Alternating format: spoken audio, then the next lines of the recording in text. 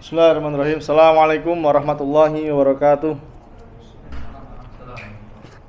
Alhamdulillahi hamdan katsiran thayyiban mubarakan fih kama yuhibbu rabbuna wa yarda. Asyhadu an la ilaha illallah wahdahu la syarikalah wa asyhadu anna Muhammadan abduhu wa rasuluhu la nabiyya wa rasula ba'da. Qala ta'ala ya ayyuhalladzina amanu taqullaha haqqa tuqatih wa la tamutunna illa wa antum muslimun. Wa qala aidan ya ayuhan nas ittaqu rabbakumul ladzi khalaqakum min nafsin wahidah wa khalaqa minha zawjaha wa batha minhuma rijalan katsiran wa nisaa wattaqullaha alladzi tasaaluna bihi wal arham innallaha kana 'alaikum raqiba.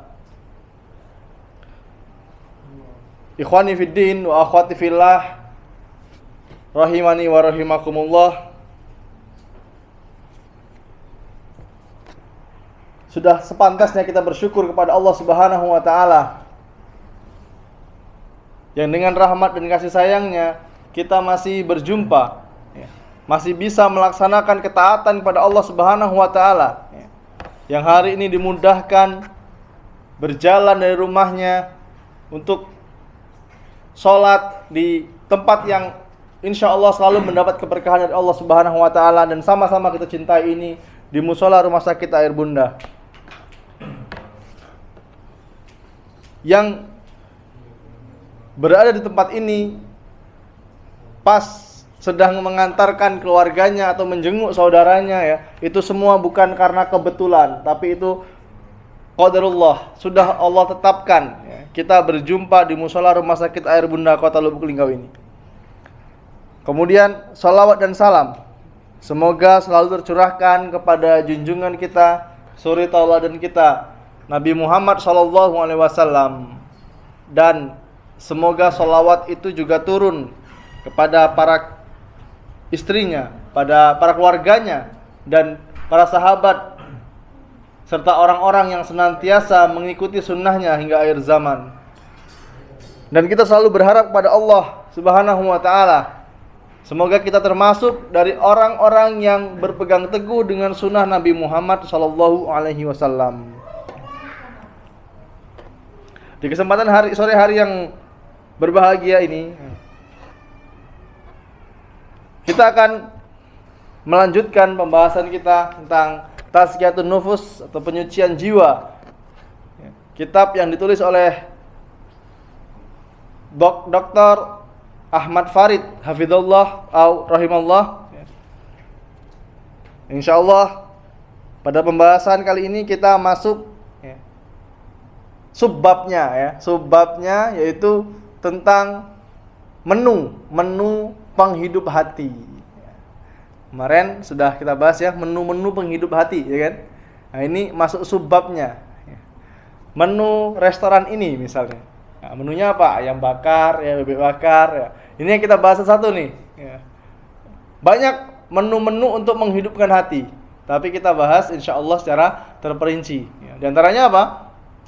Berzikir, ya, membaca Al-Quran, kemudian beristighfar, ya, kemudian sholat malam, ya, itu termasuk menu-menu penghidup hati. Tapi insya Allah kita akan bahas secara terperinci, ya. Insya Allah lebih terperinci. Apa itu zikir, ya? Apa itu membaca Al-Quran, ya, keutamaannya apa, dan sholat malam. Yang dimaksud sholat malam itu seperti apa, ya? Karena sering pertanyaan yang ya diulang-ulang pada para asatizah kita.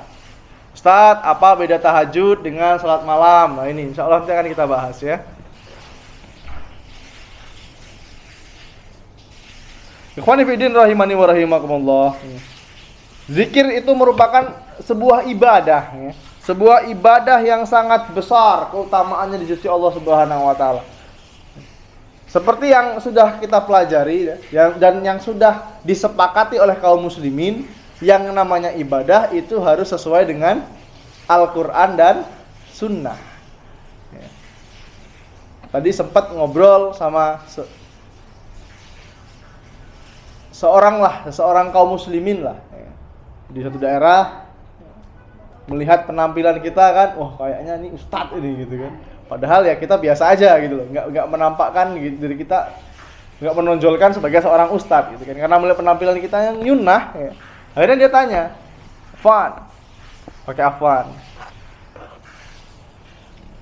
saya pernah membaca zikir. Pas banget ini temanya kan. Sore ini kita bahas zikir, dia nanya tentang zikir. Zikir, amalan tertentu lah yang saya lupa apa yang dibacakan tadi. Kemudian membaca Al-Fatihah. Saya sering membaca Al-Fatihah, Mas. Ya, sambil ngopi, sambil kerja, katanya saya membaca Al-Fatihah, dan keutamaannya Masya Allah, Mas. Ini apa Pak keutamaannya? Saya, Mas, sambil berharap ketemu sama Syekh Fulan, Syekh ya, dari kalangan mereka yang diagungkan ya. Saya pengen cium tangannya. Saya membaca itu, alhamdulillah, Mas, dikabulkan sama Allah. Berarti Al-Fatihah ini memiliki keutamaan katanya. Sehingga saya membaca ini, saya bisa mencium tangan Syekh Fulan. Datang ke Linggau, Mas, orang lain nggak bisa cium tangannya, saya bisa cium tangannya. Masya Allah. Nah, baru kita mulai berdiskusi. Kalau ikhwan fillah rahimani wa rahimakumullah ya, kalau sedang berdiskusi ya, kita posisikan diri kita sebagai pendengar dulu. Jangan kesannya kita menggurui. Enggak kayak gitu, Mas. Ini langsung dibantah. Nanti kalau dia bantah lagi, kita kalah pasti. Oh gitu ya Pak? Iya Mas, berarti baca Al-Fatihah itu bagus Mas. Pak, jadi Al-Fatihah itu termasuk ibadah bukan Pak? Ibadah itu Mas, ibadah yang sangat besar keutamaannya. Oke, yang namanya ibadah kita sepakat Pak, harus sesuai dengan Al-Quran dan Sunnah, kata dia bilang seperti itu. Jadi yang namanya ibadah kita sepakati dulu sesuai dengan Al-Quran dan Sunnah. Kalau ada dalil dari Al-Quran ya, dan dikuatkan oleh hadis Nabi Muhammad SAW, maka boleh kita ikutin ya. Ini pembicaraan dialog tadi dan nasihat juga untuk diri saya pribadi dan teman-teman sekalian ya. Yang namanya ibadah itu harus sesuai dengan Al-Quran dan Sunnah. Apabila dicontohkan oleh Nabi Muhammad SAW ya, dikerjakan oleh para sahabat, diikuti oleh para tabi'in dan tabi'ut tabi'in, maka kita boleh mengamalkan. Tapi kalau Nabi tidak mencontohkan, para sahabat tidak mengamalkan, maka apa pegangan kita? Dalil apa yang kita pegang? Ya. Ini harus disepakati dulu. Dan saya tanya, Pak, kalau membaca Al-Fatihah tadi itu ada hadisnya enggak yang menunjukkan barang siapa yang membaca Al-Fatihah maka dia akan demikian dan demikian? Enggak ada, Mas. Berarti ada contohnya apa enggak? Enggak ada, Mas. Boleh enggak diamalkan? Ya seharusnya sih enggak boleh. Tapi Mas, kalau menurut saya, nah ini kalau sudah menurut saya, lebih baik kita mundur. Karena kalau udah bertentangan dengan akal, pasti kalah kita ya. Lebih baik kita tinggalkan. Kita juga harus lebih bijak antara orang yang mencari kebenaran dan mencari pembenaran ya. Ini harus dipahami nih. Kalau dia ngajak diskusi dan dia mencari kebenaran, dia menerima nasihat kita, maka enggak apa-apa kita berdiskusi. Tapi kalau udah ada kalimat kata bapak saya, kata mbah saya, harus kayak gitu, maka lebih baik kita tinggalkan. Dan zikir ini ikhwani fillah rahimani wa rahimakumullah, ini merupakan ibadah yang sangat besar pahalanya ya. Pokoknya kita sepakatin dulu yang namanya ibadah itu harus sesuai dengan Al-Quran dan Sunnah. Jadi kalau kita mau beribadah, tanyakan dulu, ini dilakukan oleh Nabi enggak nih? Ya. Atau kita berpikir kira-kira sholat saya ini sudah diterima belum sih sama Allah Subhanahu wa Ta'ala? Ya. Apakah kita sholat hanya untuk menggugurkan kewajiban? Apakah kita mengharap pahala dari Allah Subhanahu wa Ta'ala? Sedangkan kata Nabi Muhammad SAW, beliau pernah bersabda, "Shollu kama ra'aitumuni usolli." Salatlah kalian seperti kalian melihatku salat. Tapi Ustaz, kita kan nggak pernah lihat Nabi Muhammad SAW salat, Ustaz. Ya itulah pentingnya kita belajar. Ya. Kalau kita lemah di mana? Oh, salat, saya masih bingung nih cara salat nih. Ada yang takbirnya seperti ini, ada yang takbirnya seperti ini, modelnya macam-macam ya. Kita pelajari yang mana yang ada dalilnya. Ya, bisa dipahami ya? Allah Subhanahu wa taala berfirman, "Wadhkuruni adzkurkum." Berzikirlah kalian kepadaku, niscaya aku akan mengingat kalian. Kata Allah Subhanahu wa taala. Ini sering dibacakan oleh imam ya. Surat Al-Baqarah ayat 152. Karena ikhwani fillah rahimani wa rahimakumullah, orang-orang yang hadir ya di majelis zikir seperti kita ini kita sedang hadir di majelis zikir, majelis yang mengingat Allah, yang yang di dalamnya membahas tentang apa yang diajarkan oleh Al-Quran dan dijelaskan oleh Sunnah Nabi Muhammad SAW. Itulah yang disebut dengan majelis zikir. Dan orang yang diberi kemudahan oleh Allah Subhanahu Wa Taala untuk hadir di majelis zikir itu adalah orang-orang yang berbahagia dan orang-orang yang terpilih di antara sekian jutaan manusia, ya. Di antara jutaan manusia yang memiliki kesibukan, ya. Kita masih dimudahkan oleh Allah Subhanahu Wa Taala untuk duduk 1 jam, nggak lebih dari 1 jam untuk mendengarkan Al-Quran dan Sunnah. Yang sudah berumah tangga, agendakan minimal 1 pekan 1 kali minimal untuk hadir ke kajian. Ajak anak, ajak istri ya datang ke kajian, pulang kajian makan bakso, makan pecel lele, itu luar biasa, ini nikmat sekali kawan ya.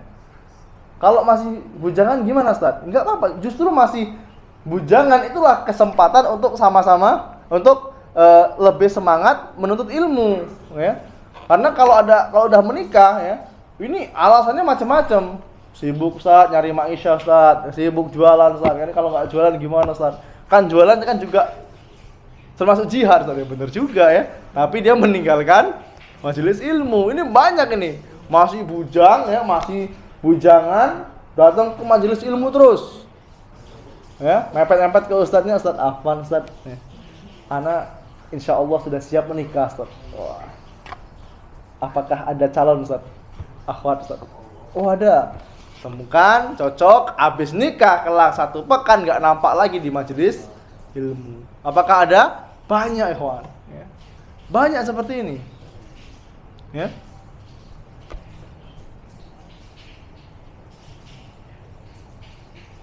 Jadi minimal diagendakan 1 pekan 1 kali untuk menuntut ilmu. Dan kita ini adalah orang-orang yang terpilih kawan ya. Yang bisa duduk di majelis ilmu adalah orang-orang yang Allah Subhanahu wa taala pilih. Karena untuk melihat kadar keimanan kita,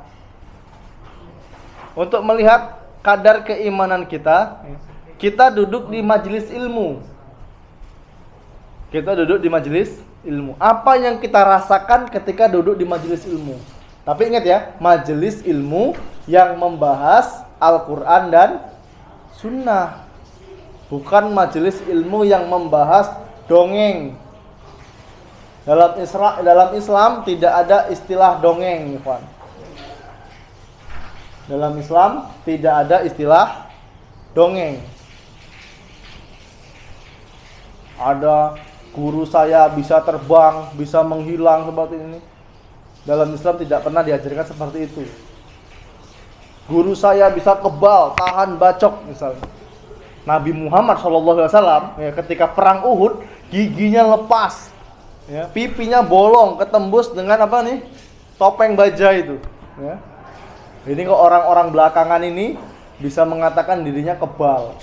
Tapi Ustaz, dia ini rajin sholat Ustaz. Ini rajin sholat tapi dibantu jin. Jadi untuk melihat keimanan kita, ya, kita duduk di majelis ilmu, apa yang kita rasakan? Ya. Apakah kita berbahagia karena yang dibahas ini adalah Al-Quran dan Sunnah, ya, sesuai pemahaman para sahabat. Ingat, Al-Quran dan Sunnah saja itu belum cukup. Terus bagaimana cara mencukupinya? Harus sesuai dengan pemahaman para sahabat Nabi Muhammad Shallallahu Alaihi Wasallam. Kalau kita yang dipacu adalah Al-Quran saja, ya, tidak ada penjelasan dari hadis maupun pemahaman para sahabat, ya, kita bisa mencela pemerintah, Pak. Apa dalilnya? Dalam Al-Quran dijelaskan, barang siapa wa man lam yakum bima anzalallah faulaika humul kafirun. Barang siapa yang berhukum kepada hukum selain Allah, faulaika humul kafirun, maka dia adalah orang-orang yang kafir. Kalau nggak ada penjelasan dari hadis, ya, maupun pemahaman para sahabat, orang yang baca ini langsung saklek, ya, dia akan mengkafirkan siapa? Pemerintah, polisi. Makanya sering terjadi, Bapak Ibu, ya, yang dirahmati oleh Allah Subhanahu wa taala, sering terjadi pengeboman di Polres, di Polda, ya kan? Di markas Brimob. Kenapa bisa dibom? Dan ketika ketangkep, zohirnya, penampilannya, orang yang ketangkep ini Muslim, Pak, ya. Setelannya Muslim. Bahkan ada yang berjenggot, yang berjubah, gitu kan. Apakah ini sunnah? Sunnah penampilannya. Tapi apa yang membedakan kita sama dia? Yang membedakan kita sama teroris apa? Ini pemahaman. Mereka memahami wa man lam yakum bima anzalallah faulaika humul kafirun. Barang siapa yang berhukum pada selain hukum Allah, maka dia kafir. Berarti polisi ini kafir, kata dia. Ya. Padahal dalil ini bukan membahas tentang itu, Pak. Ya. Wa man lam yakum bima anzalallah faulaika humuz zalimun. Barang siapa yang berhukum kepada selain hukum Allah, maka dia adalah orang-orang yang zalim. Undang-undang dasar ini kezoliman, katanya. Negara ini negara kafir, katanya. Waliyazubillah. Negara kafir dari mana? Ya. Pemerintah kita Muslim, presidennya Muslim. Ya. Kita sholat azan 5 waktu. Mau naik haji diatur sama pemerintah. Mau puasa diatur sama pemerintah. Walaupun ada yang berbeda pendapat, ya. Tapi hukum asalnya apa? Diatur sama pemerintah. Zakat ada Basnas, ya. Ada Badan Amil Zakat. Kafir dari mana? Gitu. Ini yang membedakan apa? Yang membedakan kita sama mereka adalah pemahaman. Jadi yang disebut dengan majelis zikir adalah majelis yang membahas tentang Al-Quran, Sunnah, dan pemahaman para sahabat.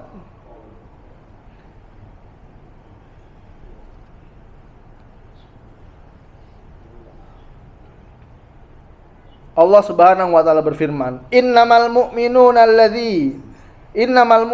alladzina idza dzukirallaha wajilat qulubuhum wa idza sutilat alaihim ayatuhu zadathum imanan." Kata Allah Subhanahu wa taala, sesungguhnya orang-orang yang beriman itu hanyalah orang yang apabila disebutkan nama Allah maka bergetarlah hatinya. Dan apabila dibacakan kepada mereka ayat-ayat, mereka akan ayat-ayat kepada mereka, maka bertambahlah keimanan mereka. Kadang kalau hati kita sedang gundah gitu kan, kita dengar murotal itu bisa meneteskan air mata, ya. Atau kalau kebiasaan teman-teman dulu, ya, itu minta bacakan Al-Quran kepada teman yang hafid, yang sudah selesai hafalan 30 juz. Mas, tolong mas, bacakan mas. Saya pengen dengar Al-Quran langsung dari mulutmu. Dan Nabi Muhammad SAW pernah minta tolong para sahabat untuk membacakan Al-Quran. Apakah Nabi Muhammad SAW tidak bisa baca Al-Quran? Bisa, ya. Tapi beliau lebih senang mendengarkan langsung dari mulut orang lain. Dan itu termasuk zikir.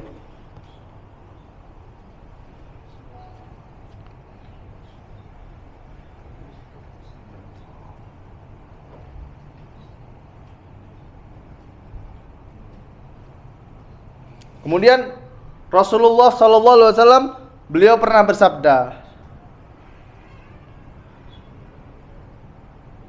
la ya'lu qaumun yazkuruna Allah azza wa jal illa hafathum malaikah wa khasyiathumur rahmah wa nazalat alaihimus sakinah wa zakarahumullahu fi man indahu.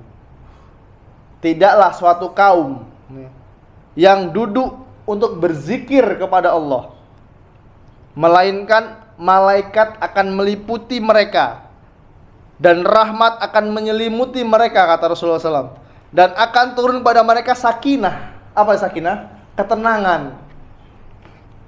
Dan Allah akan menyebut-nyebut mereka di hadapan para malaikat yang ada di sisinya Allah.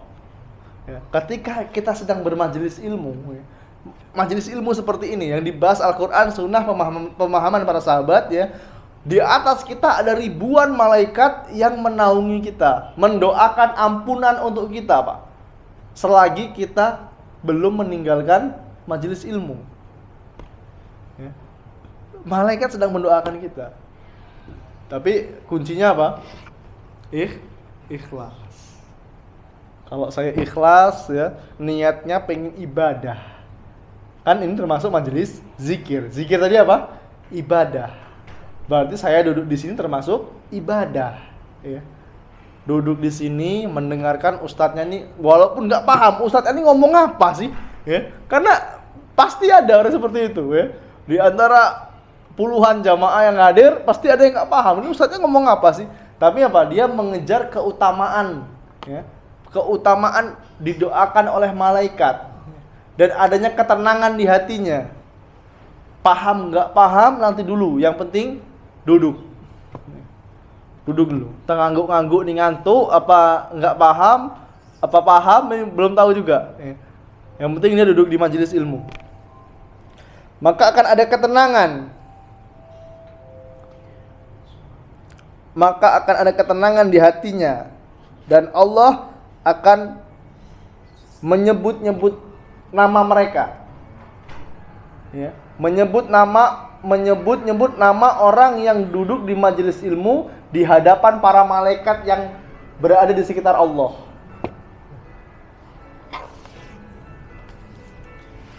Ikhwani fiddin, rahimani wa rahimakumullah. Ketaatan kepada Allah Subhanahu wa taala adalah kebutuhan bagi kehidupan kita.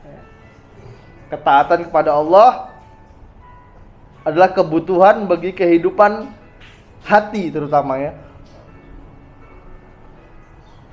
Sebagaimana makan dan minum itu dibutuhkan oleh jasad.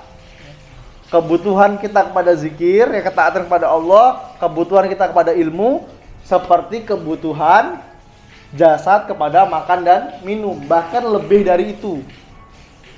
Apalagi kebutuhan kita dengan ilmu, Pak.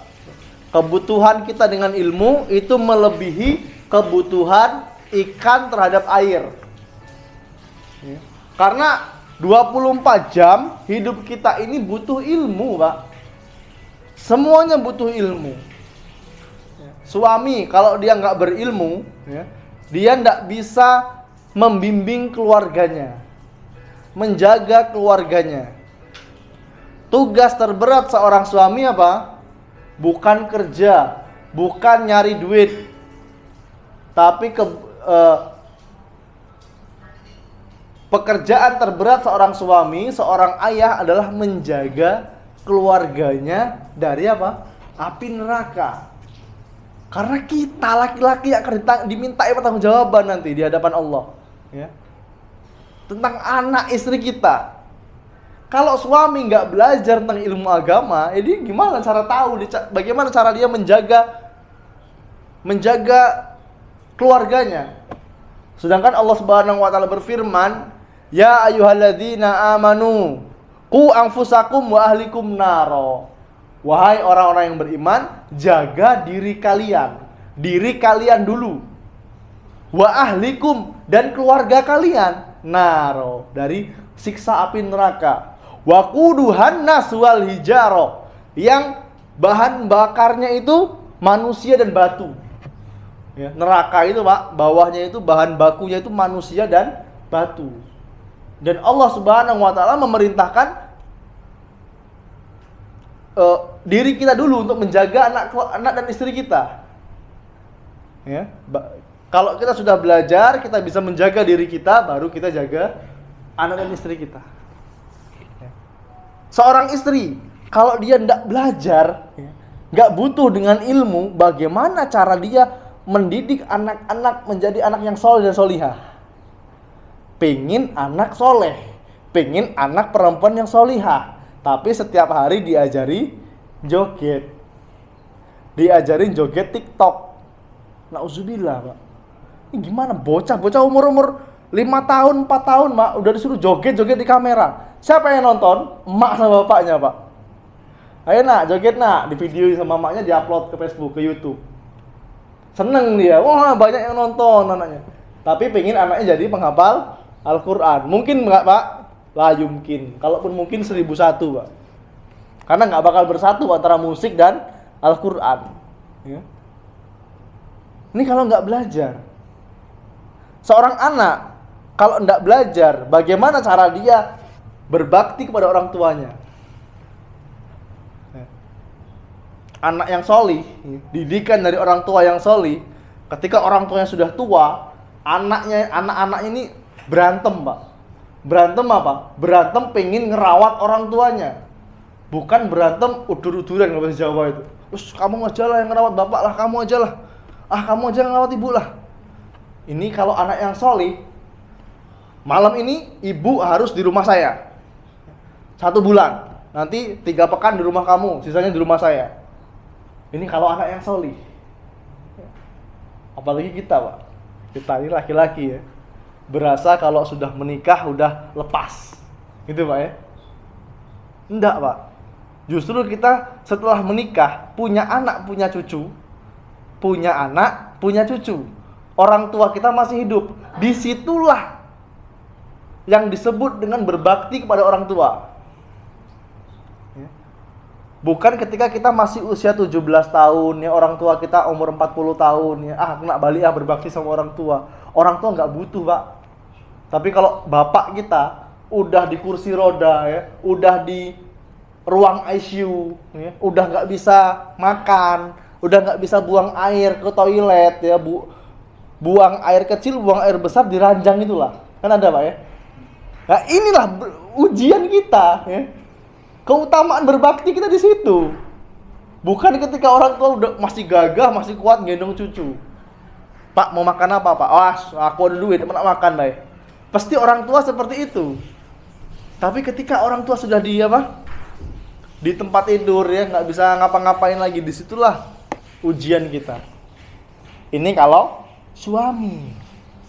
Kalau istri gimana? Istri harus taat sama suami. Nggak boleh lagi mengutamakan orang tuanya. Tapi suami yang baik tidak akan menghalangi istrinya untuk berbakti kepada orang tua. Semuanya butuh apa, Pak? Butuh ilmu, butuh ketaatan kepada Allah Subhanahu wa taala. Dan setiap manusia, ya, itu wajib memenuhi faktor-faktor, ya, yang menyebabkan jasadnya menjadi hidup.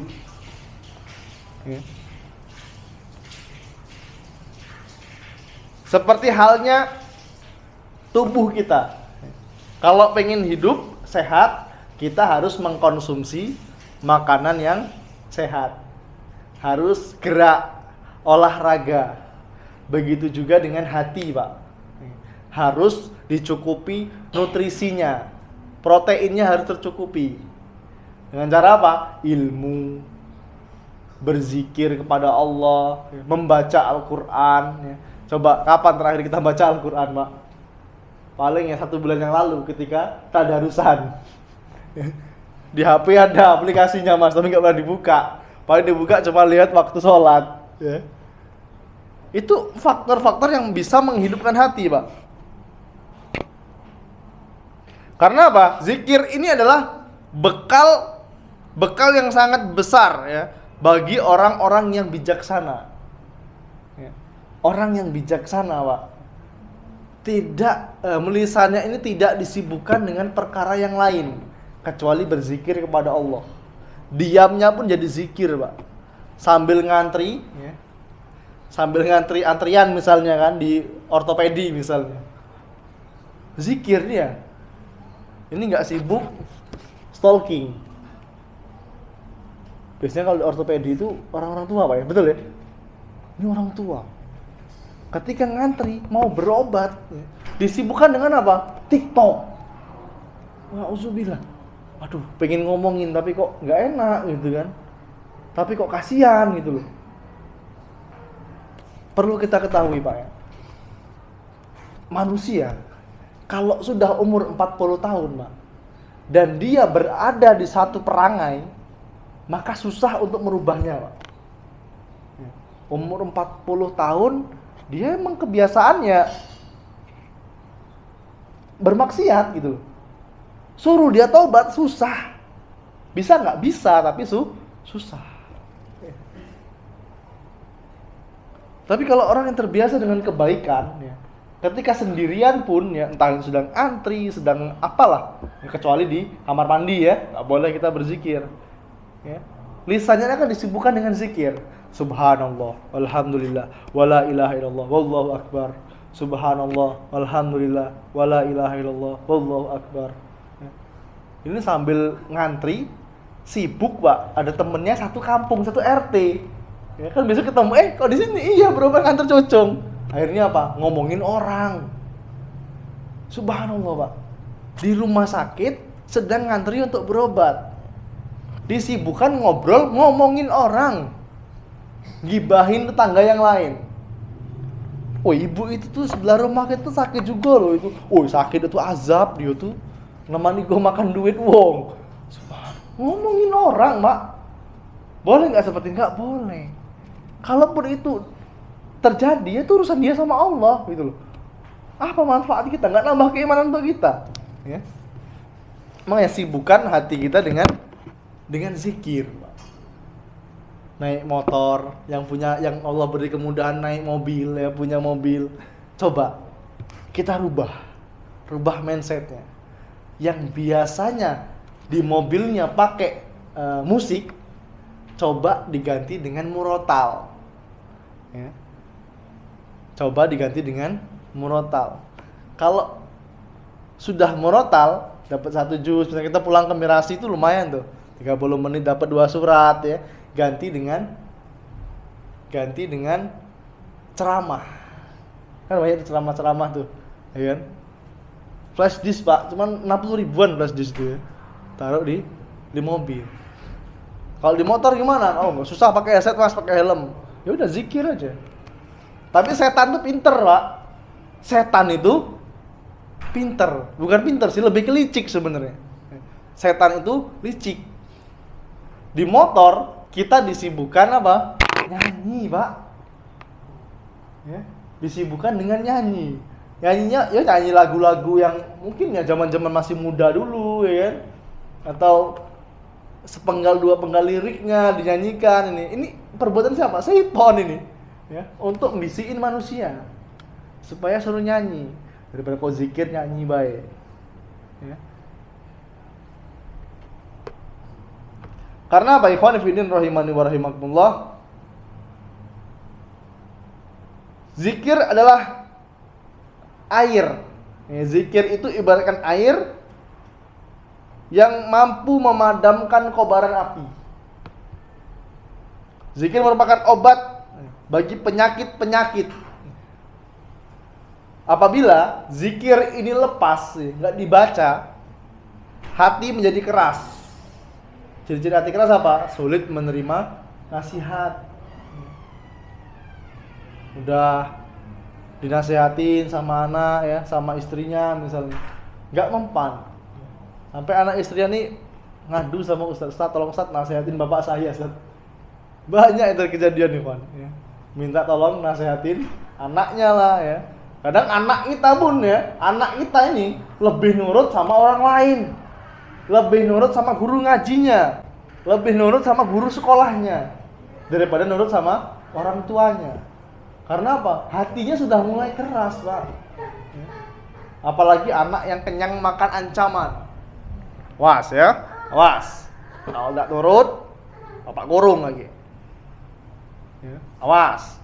Kalau nggak nurut, habis sebat pakai ikat pinggang. Diancam terus anaknya.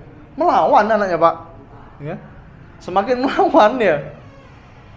Tapi kalau diapresiasi, ingat ya, ini kalau bahas masalah parenting ini, ya. Anak itu lebih baik kasih reward. Reward itu hadiah. Kalau kamu tertib, nanti kamu dapat hadiah. Hadiahnya apa? Nanti hari Sabtu sore kita jalan-jalan. Kalau rumahnya Talang Bandung, Pak, naik motor muter ke RCA, ke Pasar Satelit, balik, Pak. Ya. Paling beli minuman ya. Di minimarket udah insya Allah seneng anaknya, Pak. Ya. Tapi kalau diancam, awas ya, kalau kau mandi sering lagi, mandi sungai, ayah sebatnya ini. Apa yang terjadi Pak? Tambah melanggar ya. Ini ibaratkan juga dengan hati.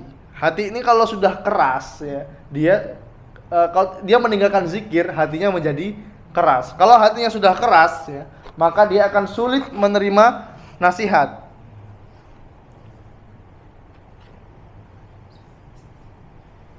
Karena dengan zikir ini ya, zikir mampu menghalau, mampu menghindari bahaya. Zikir juga melepas kesedihan. Menghalau bahaya maksudnya gimana? Ketika kita mau naik kendaraan, Pak, kita keluar rumah nih, laki-laki terutama yang kita kerja lah. Kita kerja biasanya kerjanya kemana? Keluar rumah. Kecuali yang Allah beri kemudahan, punya usaha di rumah, Pak, buka toko misalnya ya, punya warung di rumah, ya usahanya di rumah. Anaknya ada di belakang kok gitu kan, anak istrinya ada.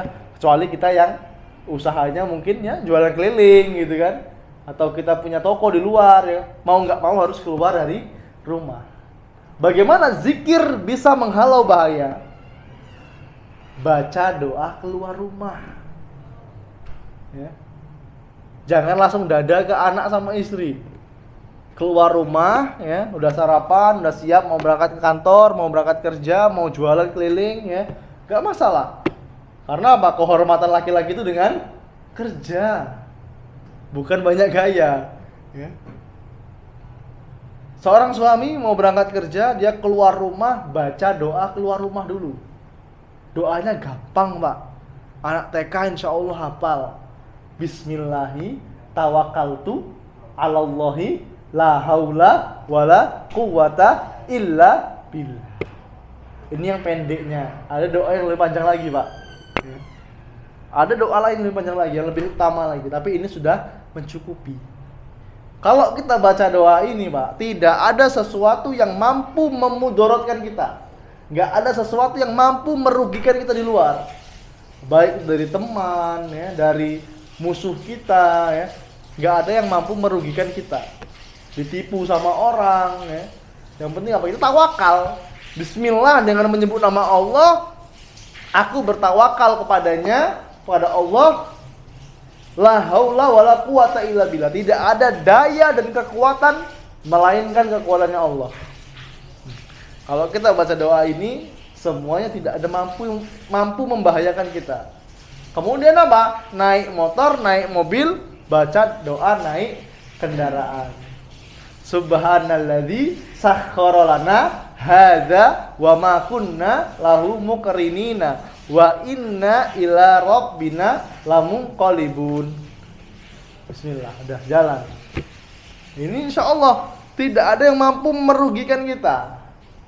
Kalaupun kita terjadi sesuatu, ya, qadarullah, kecelakaan, Pak, meninggal, ya, qadarullah, atas kehendak Allah.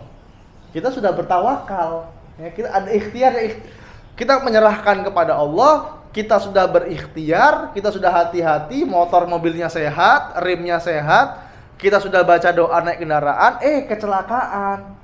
Ya. Berarti Allah ini dusta, ini aku sudah baca ini masa masih kecelakaan. Itu semua sudah Allah tuliskan, Pak. Pasti ada hikmah. Qadarullah meninggal. Insya Allah meninggalnya dalam keadaan husnul khotimah. Dalam keadaan berjihad pada Allah. Ya, berjihad untuk Allah. Karena apa? Keluar rumah, ya, sudah baca doa. Keluar rumahnya dalam rangka untuk bekerja. Bukan untuk bermaksiat. Dan di motor dia baca zikir, subhanallah walhamdulillah wala ilaha illallah wallahu akbar. Subhanallah walhamdulillah wala ilaha illallah wallahu akbar. Astaghfirullah astaghfirullah astaghfirullah astaghfirullah astaghfirullahaladzim wa atubu ilaihi astaghfirullah wa atubu ilaihi astaghfirullah wa atubu ilaihi. Terus naik motor, Pak. Kecelakaan. Qadarullah meninggal dalam keadaan husnul khotimah. Bagaimana posisinya? Ya, sebaliknya, Pak. Meninggal dalam keadaan sedang dengar musik. Sedang nyanyi di mobil. Apakah husnul khotimah? Lah. Enggak. Apalagi lagu-lagunya yang dinyanyikan lagu-lagu syahwat.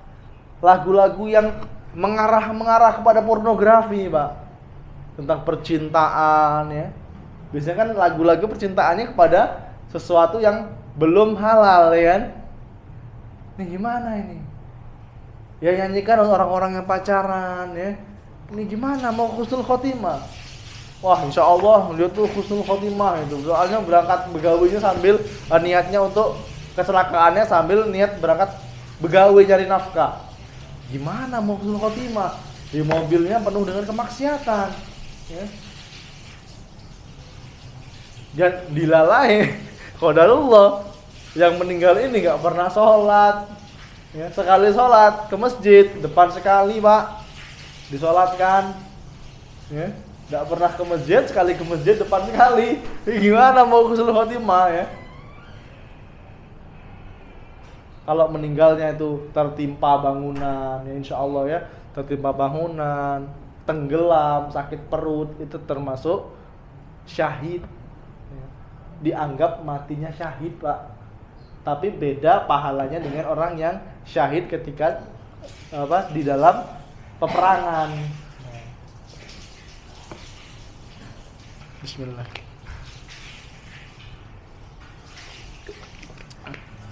Zikir juga ini melepaskan kesedihan, Pak. Kenapa bisa melepaskan kesedihan? Karena orang yang mengingat Allah, ya, dia menggantungkan hatinya kepada Allah, dia tidak akan sedih, Pak. Ya. Yang hatinya tertaut kepada Allah, ya, yang jualan, ya, yang punya usaha jualan, Pak. Jualan itu, Pak, ya, tawakalnya kepada Allah itu benar-benar diuji, Pak. Ya. Mungkin yang teman-teman yang pernah jualan gitu kan, kadang hari ini laris, besok sepi, Pak. Kalau hatinya tertaut kepada Allah, nggak sedih dia. Oh, rezeki aku sampai sinilah berarti. Hari ini laku 10, biasanya laku 2, kok laku 10, tapi motornya rusak, anaknya sakit. Kan sering terjadi gitu, ya. Oh, hari ini di kantor dapat bonus, ya. Tapi apa? Istrinya bantah. Laki-laki kan kalau dibantah sama istrinya kan meluap-luap, Pak, ya. Gimana mau bahagia? Nggak bahagia, ya. Ini kalau seseorang yang hatinya tertaut kepada Allah, dia tidak akan sedih dengan perkara dunia. Kalaupun sedih, ya sedih sewajarnya, nggak berlarut-larut. Nggak juga harus ketawa-ketawa, enggak, biasa aja. Kalau laku banyak, alhamdulillah. Kalau nggak laku, ya alhamdulillah ala kulli hal. Segala puji Allah di setiap keadaan. Mungkin besok rame. Makanya tawakalnya, ya, ibadahnya itu tawakal kan termasuk ibadah, ya. Itu sangat tinggi, Pak, dibandingkan teman-teman yang kerja di kantor. Kenapa kerja di kantor? Ya sudah pasti dengan satu gajian, insya Allah, ya. Tapi kalau yang dagang, ya kadang bulan ini naik, ya kadang bulan ini rugi, ya. Kalau mau untung semua, ya semuanya pengen jadi pedagang semua, Pak. Pasti pernah mengalami rugi. Tapi kalau hatinya, sekali lagi, kalau hatinya tertaut kepada Allah, ya, maka dia tidak akan sedih. Begitu juga dengan teman-teman yang diberikan Allah kemudahan kerja di perusahaan, di kantor ya. Dia tahu rezeki ini dari Allah, bukan dari atasannya. Kalaupun saya nggak kerja di sini, ya rezeki saya pasti segini, gitu. Kalau saya nggak kerja di kantor ini, rezeki saya pasti segini.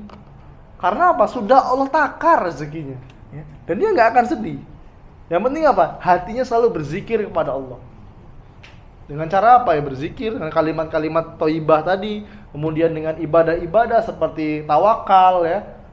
Kemudian baca Al-Qur'an ya. Hari ini laku 5 ya. Tapi kita sholat tepat waktu, Pak. Besoknya laku 10, tapi nggak sholat asar, nggak sholat zuhur. Sibuk Mas, rame jualannya Mas. Nggak sempet sholat Mas. Gimana? Nggak sempet sholat ya. Menghindari pemberi rezeki untuk mencari rezeki. Tapi Pak, kalau pedagang yang sudah bertauhid, nah ini pedagang yang benar-benar dia mengesahkan Allah, 5 menit sebelum azan tutup dia Pak. Rame nggak rame tutup. Saya pernah di Linggau ini ketemu ya, di daerah Jalan Pioner situlah, arah ke STM ya.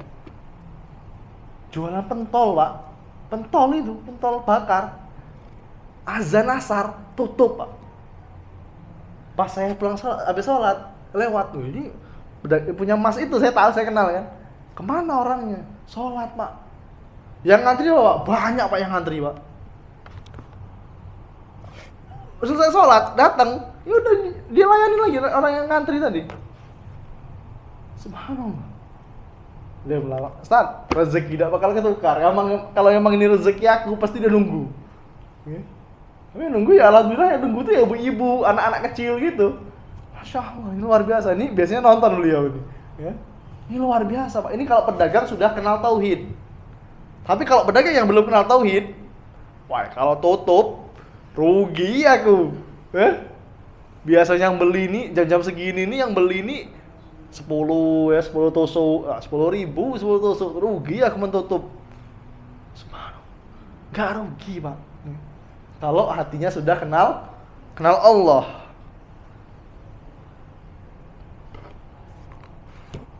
Dan zikir juga akan meringankan musibah, Pak. Zikir ini bisa meringankan musibah.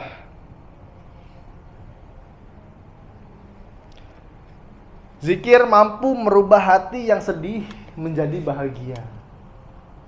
Karena apa? Kalau dia sudah bertauhid kepada Allah, dia akan paham. Pasti ada hikmah yang Allah berikan. Anaknya meninggal misalnya. Sedih nggak Pak? Sedih Pak. Nabi Muhammad SAW pun ketika anaknya meninggal, menangis beliau. Tapi nggak menangis yang meratapi.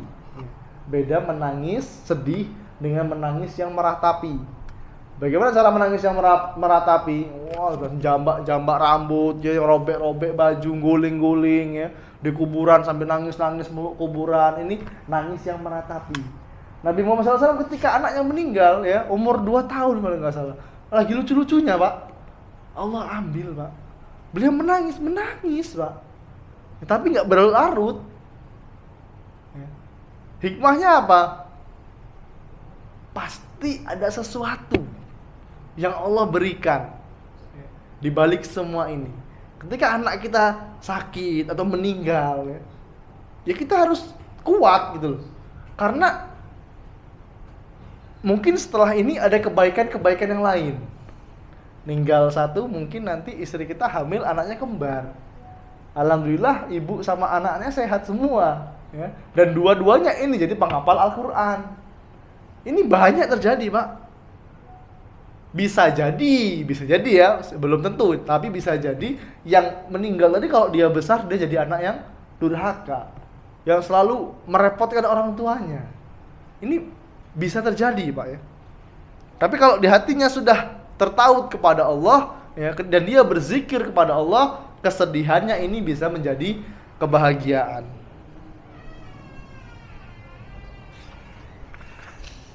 Dan ikhwani fiddin rahimani wa rahimakumullah, kita akan membawakan faidah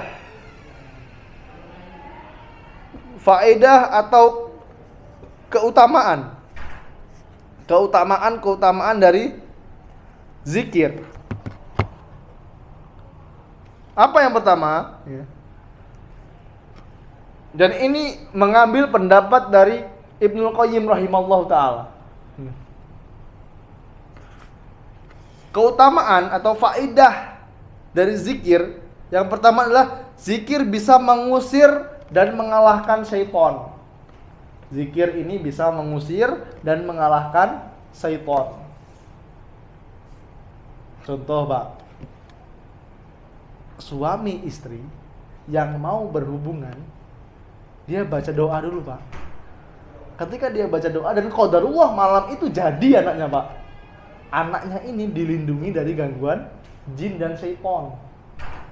Nggak asal gas aja, Pak. Ada adab-adabnya nih.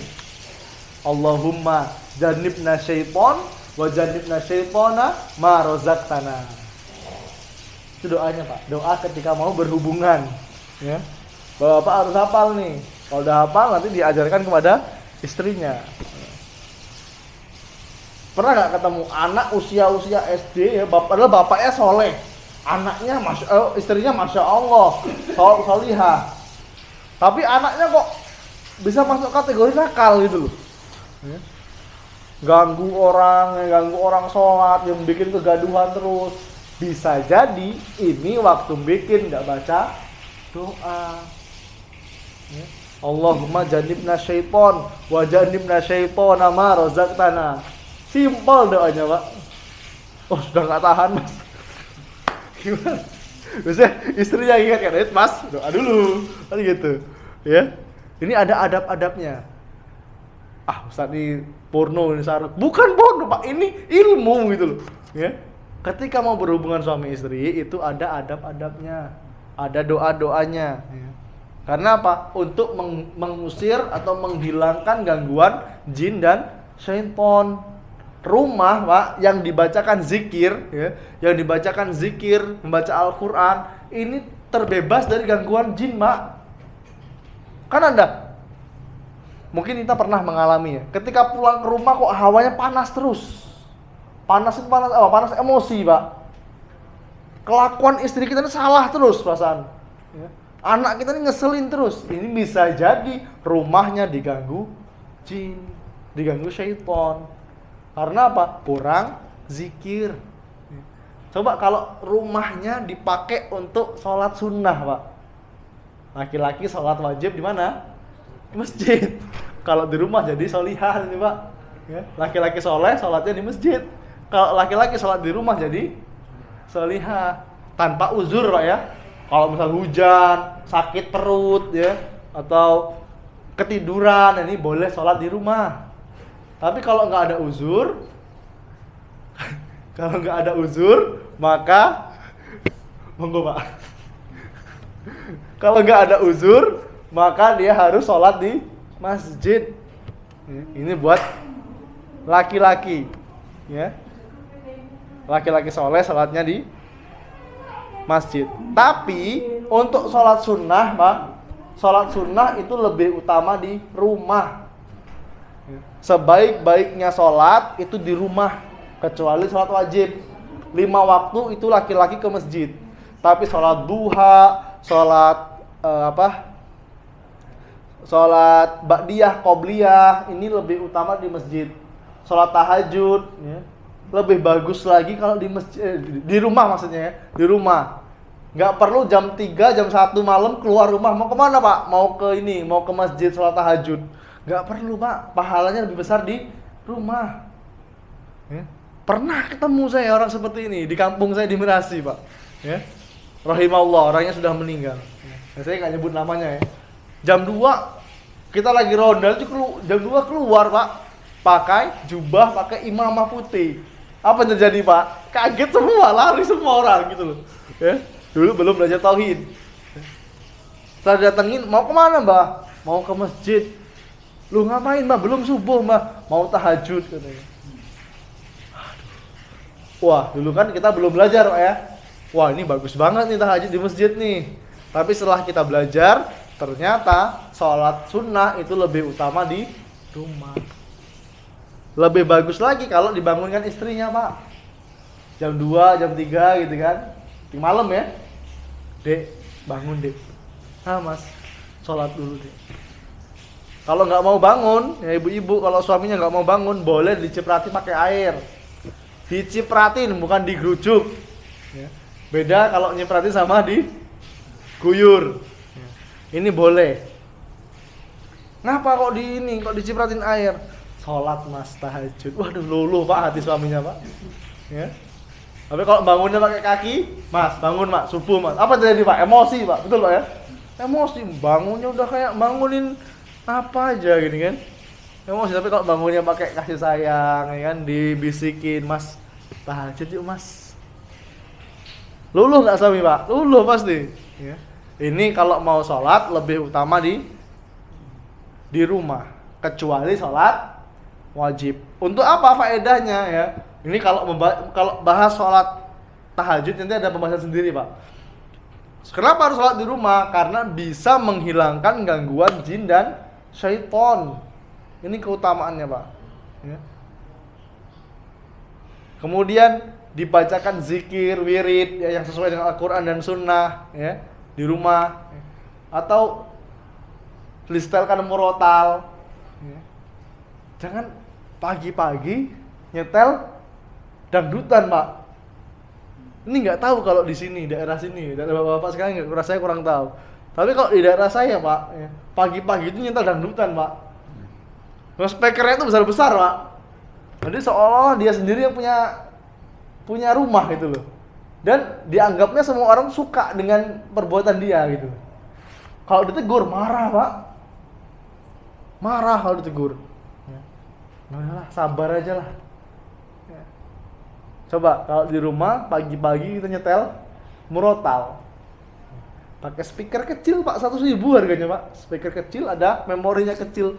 Minta tolong ke counter, Mas, tolong isikan murotal Al-Quran. Yang bayar 20.000. Dimasukin tiap pagi, dihidupin. Anak kita sambil makan, sambil main denger murotal. Bedakan dengan anak yang sambil mainan, sambil nonton YouTube. Sambil makan, sambil nonton YouTube. Bedakan, Pak, kelakuannya sama anak yang setiap hari dicekokin dengan murotal Al-Quran. Ada anak usia 3 tahun, 4 tahun sudah hafal juz 30, Pak. Tapi ketika dikasih Al-Quran, nggak tahu dia. Nggak bisa dia baca. Hafalnya gimana? Lewat mendengar. Ya. Karena indera pertama yang aktif pada janin itu apa? Pendengaran. Bukan penglihatan, bukan perasa. Anak-anak kecil juga gitu, Pak. Amma yatasaalun anin naba'il adzim, apal. Tapi ketika disuruh baca Al-Quran nggak tahu dia. Ini banyak terjadi ya. Kemudian Zikir juga mampu mendatangkan keridhaan Allah Subhanahu wa taala. Keridhaan Allah Subhanahu wa taala, yaitu sesuai dengan yang dicontohkan oleh Al-Qur'an dan sunnah Nabi Muhammad sallallahu alaihi wasallam. Ini insya Allah mendatangkan keridhaan Allah Subhanahu wa taala. Bukan mencari keridhaan Allah tapi minta tolong pada kuburan misalnya, Pak. Mau nikahkan anaknya, minta pendapat penunggu pohon angker, misalnya penunggu pohon keramat. Mbah, kalau saya nikahkan anak saya tanggal 10, kalau Mbah ridho sama saya, nanti malam kasih tahu lewat mimpi, Mbah. Misalnya seperti itu, Pak. Loh, Pak, kenapa melakukan ini? Ya, aku tuh mencari keridhaan Allah biar berkah nanti pernikahannya. Nggak perlu, Pak. Mau nikahkan anaknya mau sore ini pun boleh, Pak. Mau nanti malam boleh, besok pagi boleh. Yang penting apa? Syarat-syaratnya terpenuhi. Ada pengantin, laki-laki perempuan, ada mahar, ada saksi, udah selesai.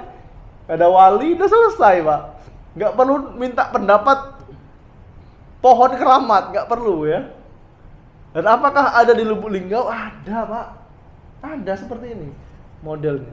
minta ke kuburan keramat ya, mau nikahkan anaknya 10 hari lagi ngasih sesembahan ayam utuh ya, darah ayam ke kuburan, ada macam-macam Pak modelnya. Ini subhanallah ya.